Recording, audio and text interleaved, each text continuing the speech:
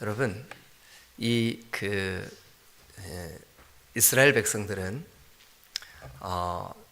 출애굽한 직후에 하나님으로부터 하나님과 만날 장소, 여러분, 하나님은 어디에나 계시지만 인간들이 연약하기 때문에 인간들은 어떤 한 장소, 또 어떤 눈에 보이는 어떤 현상, 이런 것들을 중요하게 여기죠. 그래서 하나님이 인간을 위해 인간의 방법으로 하나님의 은혜를 주셨어요. 그게 뭐냐 하면 성막이에요. 거기에서 하나님이 백성을 만나 주시고, 거기에서 백성들의 죄를 사함을 받았다는 증거로 번제의 제사를 받아 주셨어요. 그러니까 백성들이 볼 때 이 성막은 정말 놀라운 장소요, 또 은혜였어요. 왜냐하면 하나님이 그 광대하시고 그 전능하시고 그 전지하신 하나님이 거기 눈에 보이는 거기에서 하나님의 임재를 백성들에게 보여주셨다는 것은 정말 그 은혜가 아닐 수가 없죠. 그리고 이제 오랜 기간 이 성막이 이스라엘 백성들에게 예배의 장소가 되었어요. 특별히 이스라엘을 갔더니 성전, 솔로몬이 성전을 지어서 봉헌하기 직전까지 이 성막이 실로라는 곳에 있었어요. 그래서 지금도 거기 가면 성막이 있던 장소, 또 그 성막이 있던 장소에서 이스라엘 12지파의 대표들이 모여서 백성들을 어떻게 인도하고 어떻게 다스릴 것인지 상의했던 그 장소가 지금 이스라엘에 이렇게 조성이 되어 있더라고요. 마침 우리가 이번 4월에 갔을 때 거기에 이스라엘이 무슨 우리로 말하면 국군의 날 행사 같이 뭐 그런 걸 하고 있더라고요. 그래서 거기서 탱크 앞에서 사진도 찍고 막 그랬는데, 어쨌든 실로가 이스라엘 백성들에게는 지금도 마치 이렇게 아주 특별한 의미를 부여한 유원지처럼 그렇게 개발도 해놓고, 또 그 장소를 특별하게 이렇게 소중히 여기는 그런 모습을 보고 왔어요. 그런데 여러분, 이제 하나님께서 다윗과 다윗의 아들 솔로몬에게 하나님이 성전을 지을 수 있도록 허락해 주셨어요. 근데 정말 그곳에 하나님께서 은혜를 주시고 하나님의 임재를 허락해 주셨어요. 이스라엘 백성들의 마음속에 이 성전에서 예배를 받으시는 하나님, 성전에 임재해 주시는 하나님, 그래서 이 성전은 절대로 빼앗기거나 무너지거나 불타거나 없어지거나 하지 않을 걸로 생각을 했어요. 그런데 이스라엘 백성들이 범죄하고 우상을 숭배하고 그들의 마음이 높아져서 교만하고 그렇게 됐을 때 충격적인 일이 벌어졌어요. 뭐냐면 이 성전이 빼앗겨 버렸어요. 무너져 버렸어요. 불타 버렸어요. 성전의 기물을 느부갓네살 왕, 바벨론의 왕이 와서 다 뺏어갔어요. 근데 백성들의 마음속에 성전을 범해, 성전에 손을 대, 성전을 어지럽혀, 그럼 하나님이 직접 심판하시지, 이렇게 생각을 했는데, 오히려 성전이 짓밟히고 성전이 빼앗기고 성전이 막 더럽혀지고 하는데도 하나님은 가만히 계셨어요. 이게 너무너무 큰 충격이었어요. 그동안은 전쟁에 막 패하려고 하면 하나님의 임재가 상징적으로 하나님의 임재를 표현하는 여호와의 궤, 그러니까 성전의 아주 핵심이죠, 그죠? 예, 그 여호와의 궤, 지성소에 있는 그 여호와의 궤를 메고 나가서 전쟁을 하면 그 전쟁에서 하나님이 싸워주셨어요. 그런데 이제는 너무 힘없이 성전이 무너지고 빼앗기고, 이스라엘 백성들이 저 포로 생활을 마치고 예루살렘으로 돌아와서 제일 먼저 한 일이 뭐냐 하면 성전 재건이에요.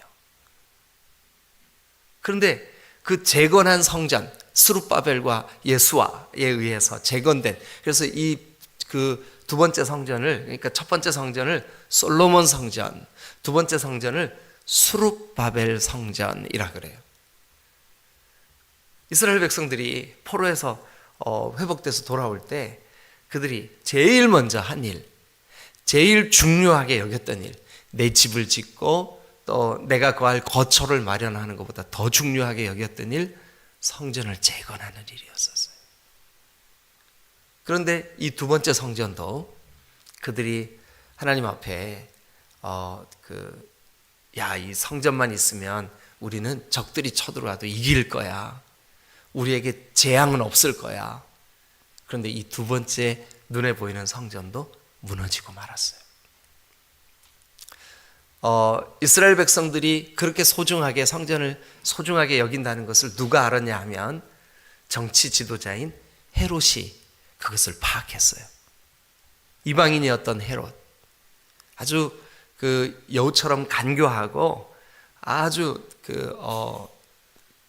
뭐라 그래야 될까요? 정치적인 술수가 뛰어났던 이 헤롯이 유대인들의 환심을 사기 위해서 성전을 지어줬어요. 이것을 헤롯 성전이라 그래요. 그런데 예수님이 이 땅에 오셔서 헤롯 성전, 저 성전 너희 눈에 보기 아름다워 보이냐? 돌 위에 돌 하나 남지 않고 다 무너질 거야. 실제로 이 헤롯 성전은 AD 70년에 로마의 황제 티투스가 장군일 때 그가 이끌고 온 로마 군사들에 의하여 완전히 초토화되었어요. 이스라엘 백성들의 마음속에 아주 견고하게 자리 잡았던 성전이 있으면 돼. 성전이 있으면 우리 이길 수 있어. 성전이 있으면 우리는 전부가 끝난 거야.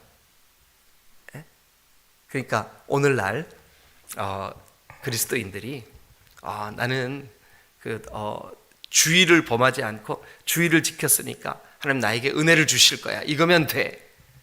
근데 주일에 감동도 없고 감격도 없고 들려지는 말씀도 없고 예배는 형식적이고, 하나님이 그거를 너무 속상해 하셨어요.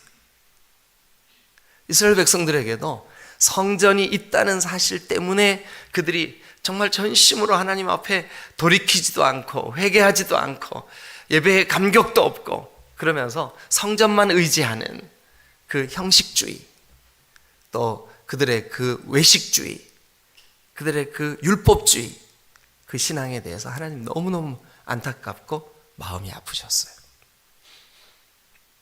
그래서 하나님께서 역사적으로 몇 번에 걸쳐서 이 하나님의 성전이 무너지게 방치하셨어요. 그냥 내버려 두셨어요. 그런데 예수님께서 이 땅에 오셔서 내가 성전이야. 너희가 이 무너진 성전을 내가 사흘 만에 일으킬 거야. 그러면서 자기가 성전이라는 사실을 선포하셨어요. 자, 우리 그 대목을 한번 보고 와서 오늘 장황하게 성전 이야기를 들려드리는 이유가 있어요. 자, 우리 일단 그 예수님이 스스로 예수님 자신에 대해서 성전 되신 예수님을 선포하시는 장면을 잠깐 우리 보고 오죠. 자, 어디를 보시냐면 요한복음입니다. 요한복음 2장 20절 21절 22절까지 19절부터 읽죠. 19절부터 요한복음 2장 19, 20, 21, 22 요 4절을 우리 같이 읽겠습니다. 시작. 예수께서 대답하여 이르시되 너희가 이 성전을 할라 내가 사흘 동안에 일으키리라. 유대인들이 이르되 이 성전은 46년 동안에 지었거늘 내가 3일 동안에 일으키겠느냐 하더라. 그러나 예수는 성전된 자기 육체를 가리켜 말씀하신 것이라. 죽은 자 가운데서 살아나신 후에야 제자들이 이 말씀하신 것을 기억하고 성경과 예수께서 하신 말씀을 믿었더라. 그러니까 예수님이 이 땅에 오셔서 진정한 의미의 성전, 하나님의 임재는 예수 그리스도 자기 자신을 가리키는 그런 그 의미로 예수님이 재해석하셨어요. 그러니까 이스라엘 백성들이 저 아주 그 모세 때부터, 성막 때부터 솔로몬을 거쳐 성전 시대를 거쳐 스룹바벨, 무너졌던 성전을 재건하는 이 사건 때까지 이스라엘 백성들은 성전이 곧 그들의 신앙이었었어요. 그런데 예수님은 이 땅에 오셔서 그게 아니다. 하나님의 임재 자체, 하나님이 소중하신 것이지 그 눈에 보이는 성전, 이 눈에 보이는 이 전통, 이 율법, 그 외식, 이것에 매이지 마라 하고 예수님 자신이 성전이심을 선언하셨어요. 오늘날도 마찬가지예요. 우리 신앙 속에 이 예배를 통해서 진정으로 하나님의 그 풍성한 은혜, 또 성령의 그 충만함, 그래서 그 감격, 그게 우리 가운데 주님이 기대하시고 원하시는 건데, 우리는 내가 예배에 참석한 거 그걸로 만족을 해요. 그걸로 스스로 위로를 하면서, 그러니까 그런 사람들은 어떤 특징이 있냐면, 나는 예배했는데 너 예배 안 했구나 하고 상대를 정죄해요. 영적으로 교만해요. 근데 예수님 보실 때, 너 어떻게 그렇게 메마르고 헐벗고 골짜기에 마른 뼈 같냐 이렇게 보시는데, 지난 주일에도 그랬잖아요. 라오디게아 교회 어때요? 주님 보실 때는 너무 가난하고 너무 헐벗고 너무 궁핍하고, 근데 자기 스스로는 어떻게 생각해요? 나는 부유해, 나는 부자야, 나는 이렇게 이것도 하고 저것도 하잖아. 내가 여러분 뭐가 있을까요? 그 외형적인 의식, 내가 새벽 예배도 드리고 내가 이렇게도 하고 이것도 하고 다 해. 그런데 못하는 너희들은 도대체 뭐야? 이렇게 정죄하는 거죠. 이게 형식주의예요. 근데 우리 주님이 그런 우리의 모습을 너무너무 안타까워 하신다고요. 여러분, 우리 디딤돌교회는 예배 때마다 주님의 거룩하신 은혜 앞에 감격이 있는, 감동이 있는, 그래서 우리가 이 형식적이고 외식적인 신앙이 아니라 진심으로 주님을 만나는 기쁨이 여러분 안에 있으시기를 주님의 이름으로 축원합니다. 할렐루야. 네, 그래야만 합니다. 자, 그러면 이제 왜 제가 이렇게 성전에 대한 이야기를 길고 장황하게 설명을 했는지를 이 에스겔 40장을 통해서 좀 보여드리기를 원합니다. 자, 오늘부터 이 에스겔 40장 이후에 48장까지 다 성전 이야기예요. 근데 무슨 이야기냐 하면 성전의 회복 이야기예요. 회복. 자, 이스라엘 백성들이 유다의 포로가 되어서 끌려갈 때 그들에게 제일 가슴 아팠던 것은 뭐냐 하면, 성전이 포위되고 성전이 짓밟히고 성전이 빼앗기고 성전이 무너지고 도저히 이해가 안 됐어요. 도저히. 예. 그러니까 이 이스라엘 백성들의 마음속에, 아니 하나님이 임재해 계시는 이 성전이 어떻게 무너질 수 있냐, 어떻게 적들에게 짓밟힐 수 있냐, 어떻게 우상 숭배자들에게 빼앗길 수 있냐, 도저히 이해가 안 간다. 예. 이게 이스라엘 백성들의 마음이었어요. 그래서 이 이스라엘 백성들이, 유다 백성들이죠, 이 이스라엘 백성들이 바벨론의 포로로 끌려갔을 때 그들은 지금 우리가 포로로 여기 끌려와 있다는 사실보다 더 이해가 안 가고 더 가슴이 아프고 더 속상한 게 뭐냐 하면 성전이 무너졌다는 사실이에요. 그런데 시간이 흐릅니다. 포로로 끌려오고 이스라엘이 완전히 멸망하고 그런 지 14째 해 되던 어느 날, 14년 후 어느 날, 자, 우리 40장 1절 같이 한번 봅니다. 우리가 사로잡힌 지 25째 해, 여기 사로잡힌 지 밑줄 긋고 에스겔이 포로로 끌려온 지예요. 그게 에스겔이 포로로 끌려온 게 몇 년이라고 제가 막 우리 이 에스겔 초창기 때, 초반부 때 매 시간마다 말씀드렸는데, 그렇죠, 598년에 에스겔이 포로로 끌려왔어요. 그러니까 이렇게 우리가 그러니까 에스겔과 함께 포로된 사람들이 끌려온 지 25째 해, 25년째 해. 그리고요, 성이 함락된 거. 그러니까 예루살렘, 여기 성이 함락됐다는 것은 성이 무너지고 성전을 빼앗기고 성전이 회파된 지 14째 해. 14째 해. 그러니까 성이 함락된 것은 언제죠? 기원전 587년이에요. 그러니까 이렇게 587년부터 14해가 지났어요. 14년이 지났어요. 자, 14째 해에 첫째 달 1월이죠. 1월 열째 날 10일 1월 10일에 그날에 여호와께서 권능으로 에스겔에게 임하여 주셨어요. 그런데 그 권능으로 임한 에스겔에게 그 하나님이 여호와께서 임하셔서 어떻게 하냐면 에스겔을 데리고 쫙 이렇게 어디론가 갔어요. 그래서 이것을 제가 우리 이 에스겔을 처음 앞부분에 서두에 설명을 할 때 뭐라 그랬냐면 요 에스겔 후반부 이것을 묵시라 그랬어요. 묵시. 다니엘도 후반부가 묵시예요. 다니엘 7장부터 12장 묵시. 스가랴도 묵시예요. 요한계시록도 묵시예요. 이렇게 미래에 되어질 일들에 대해서 하나님께서 환상이나 또 이렇게 그 예언의 형태로 말씀해 주는 거, 이걸 묵시라 그래요. 묵시.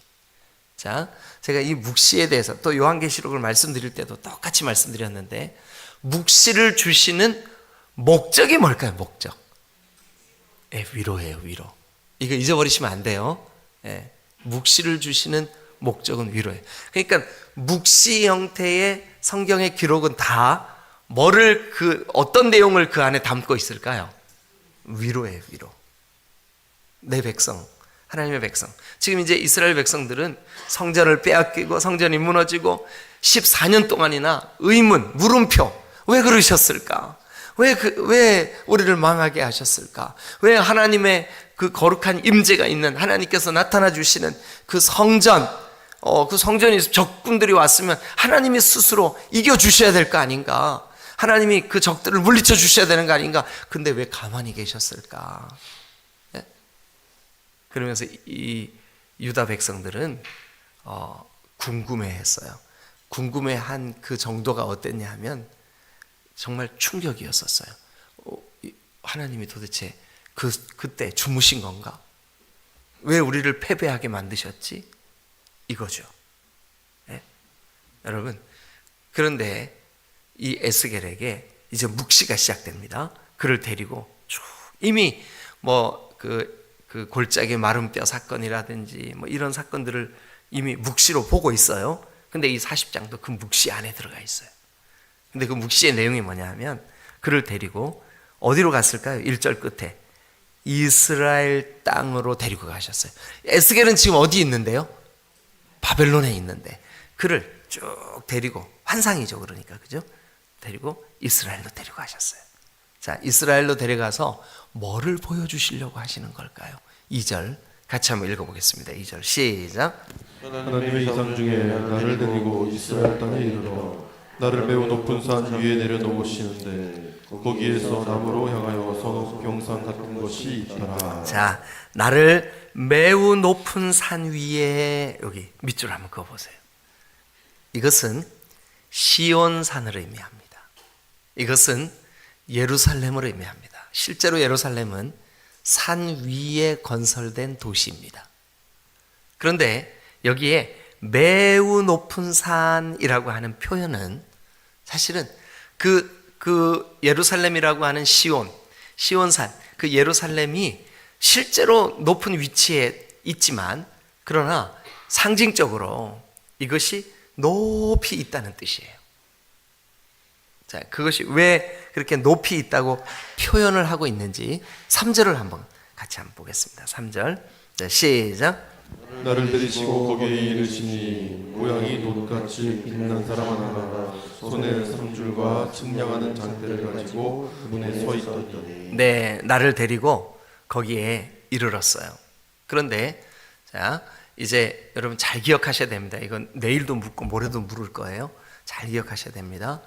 지금부터 에스겔이 보는 환상의 내용은 저 사람의 손으로 지은 성전이 아니라 하나님이 친히 하나님께서 임재해 주시기로 약속하시고 작정하시는 그런 성전이에요. 근데 이 성전이 우리가 지금 이 에스겔의 글 또 예수 그리스도의 복음 사역 이 모든 것이 다 지나가고 21세기를 사는 우리가 깨달아지는 게 뭐냐 하면 예수 그리스도를 통한 완전한 성전을 의미해요.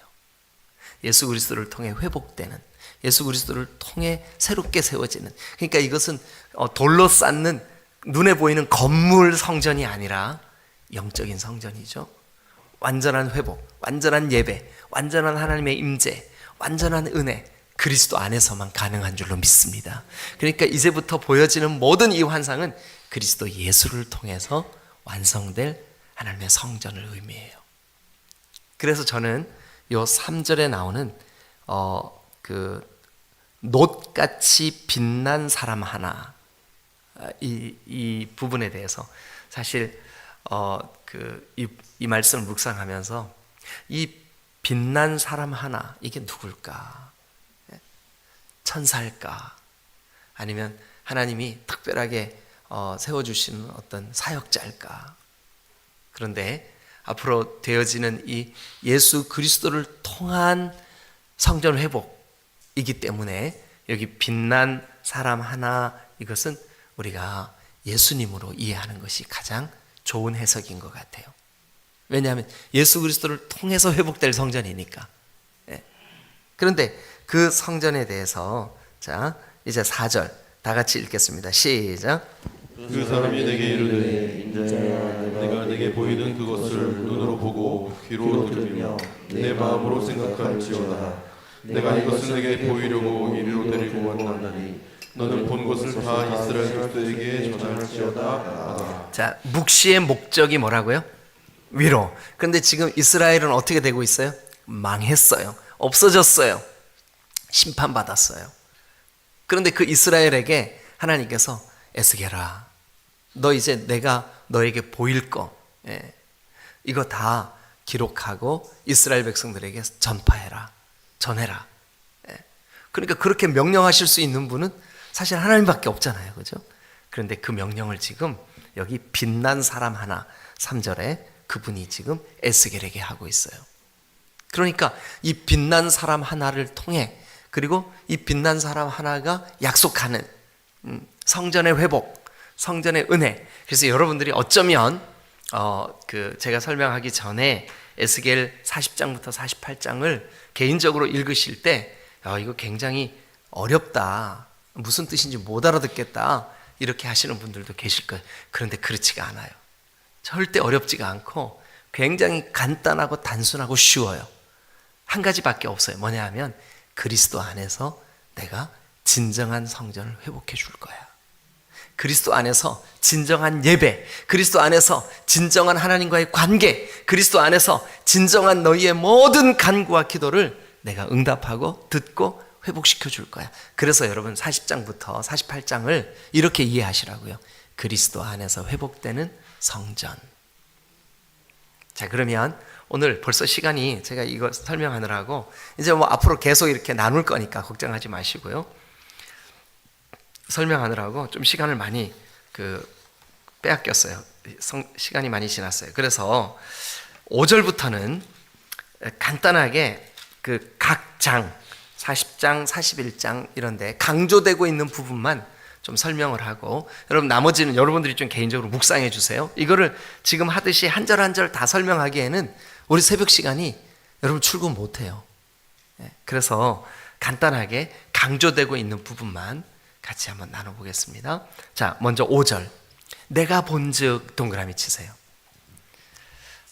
그러니까 이제 에스겔에게 하나님이 그리스도 안에서 회복될 성전을 보여주시는데, 이것은 내가 본즉, 여러분 이 말이 어디에 많이 나와요? 어디에 많이 나오냐 하면 계시록에 많이 나와요.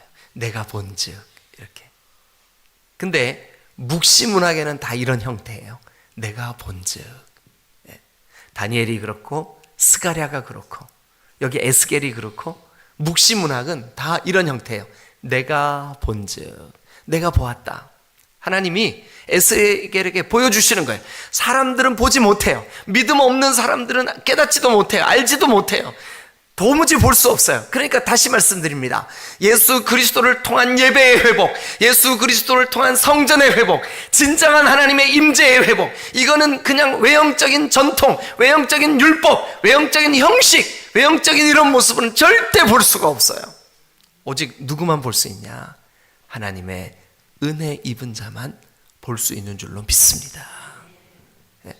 복음을 깨달은 자, 예수 그분이 누군지 어떤 분인지 정확히 이해가 된 자, 그래서 이 형식주의와 율법주의에 매이지 않고 진정으로 하나님의 임재를 사모하는 그 사람에게 하나님 보여주실 줄로 믿습니다. 깨닫게 하실 줄로 믿습니다. 그래서 내가 본즉 이렇게 시작하는 거예요. 내가 본즉.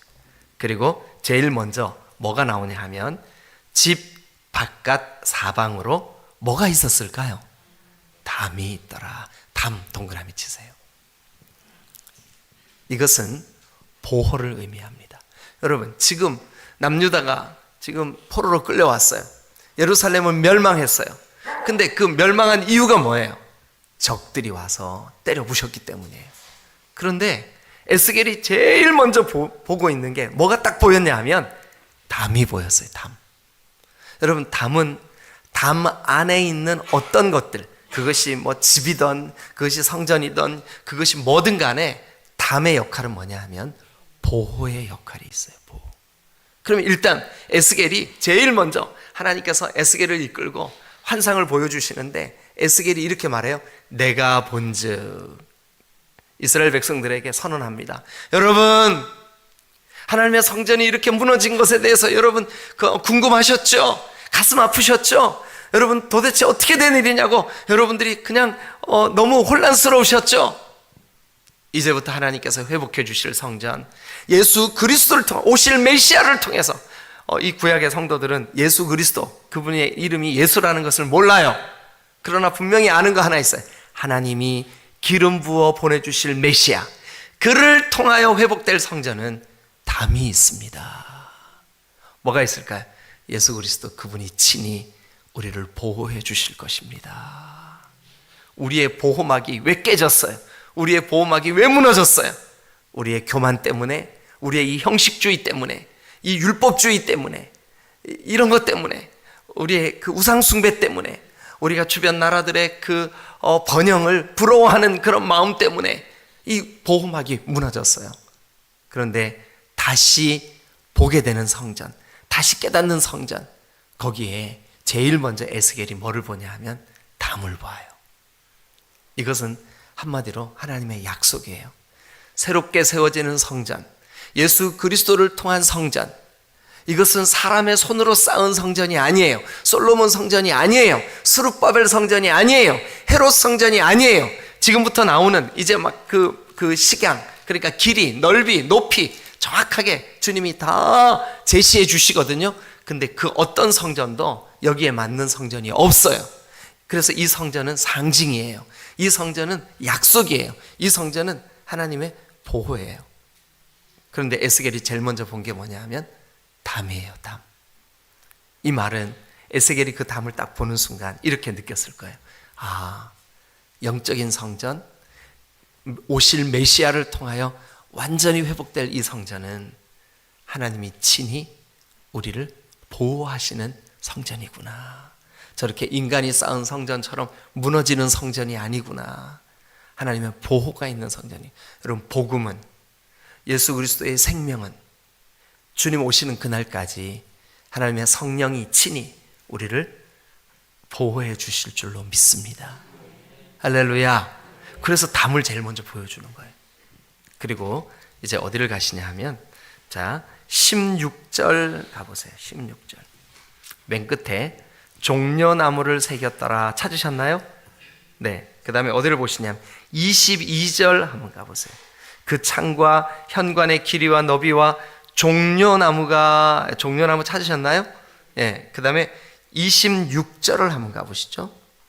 또 그리로 올라가는 7층계가 있고 그 안에 현관이 있으며 또 이쪽 저쪽 문 벽에 뭐를 새겨 놓았을까요? 종려나무를 새겨 놓았어요. 그 다음에 31절 한번 가보세요. 31절. 현관이 바깥들로 향하였고 그 문 벽 위에도 뭐가 새겨져 있을까요?